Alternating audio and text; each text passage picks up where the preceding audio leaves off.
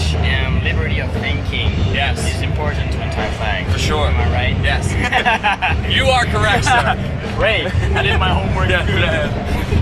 You have the ability to express your values in front of thousands of people every day. Yes. Without being pointed at by anyone. Oh, we're pointed out by a lot of people. Yeah. Great. Yeah. Great. And how do you respond to that? Well, that's the thing is, people think that anti-flag, we have one message, and that if you don't like us, you can piss off. And that's not really what we're trying to say. We're trying to say these are ideas that we believe in strongly, but they're not the only ideas. And if you disagree with them, that's fine. You are more than welcome to, and if you can grab me off this after the set, I will be more than happy to sit down and explain to you my ideas. I've done that with a lot of kids on this tour, which has been very interesting to me. But where the problems lie are when it goes to violence. When people are like, fuck you, I don't like what you have to say, and I'm gonna beat your ass, that's completely unacceptable.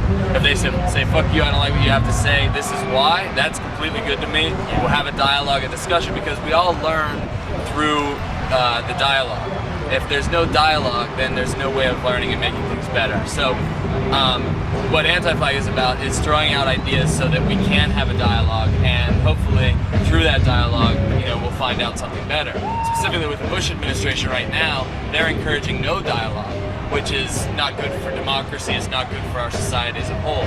So I'm a firm believer that everybody should have a chance to voice their opinion, so we can all have, we'll all figure out where we fall in the middle of that extreme from right and left. There's a lot of room in the middle for all of us to live if everybody can express themselves. Yeah, definitely. How can you explain that a band such as On the Road is being criticized day after day for their faith and the Christian values by bands like Less Than Jake and NoFX? I agree. They shouldn't be criticized for their religious values. Their religious values are not mine, but they should be allowed to have them. And I think it's sort of a screwed up thing to make fun of people just because they're Christians. I think that Mike, specifically with Fat Mike and with the the Less Than Jake guys, I know them personally, and if they don't make fun of you, they don't like you. And I think that that's the interesting thing about them, is that people who are on stage, or who watch them from stage, think that they don't like the Under Oath guys, but in reality, they're hanging out with them and having drinks or sodas after the show with them. And so it's sort of unfortunate that people get that idea that they're making fun of them just because they're Christians. I think they're making fun of Mike, makes fun of us all the time, and I think we have a lot of similar views. So it's unfortunate people get that impression. I think that it's better to, obviously you want to tolerate people and allow them to have their beliefs, whether they're Christian or not. And unfortunately the Under Oath guys just sort of got the brunt of the jokes on this Warped Tour. And this situation reminds me of the one prevailing in America a little bit right now. The loudest voice seems to be the anti-Bush and the one against Christian values. Yeah. While a silent majority is attached to Christianity, shouldn't primary belief let a real debate take place? Is it all black or white?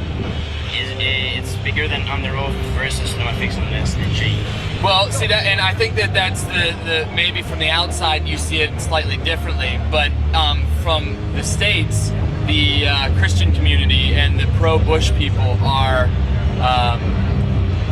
in power, and they're the ones who are definitely the controllers of what's going on, and that's why from the outside it looks more painful, but from the inside it's really the repressed, the non-Christians speaking out against the repressors, or I don't want to say oppressors, but say the non-powerful speaking out against the powerful, because the majority of people in the States are Christians, and most of them are supporting the Bush administration, and as evil and horrible as that sounds.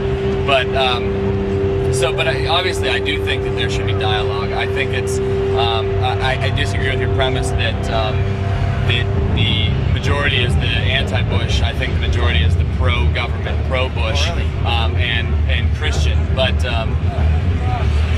from that, I do think that there should be definitely a dialogue between all of them. And for most part, Christians and non-Christians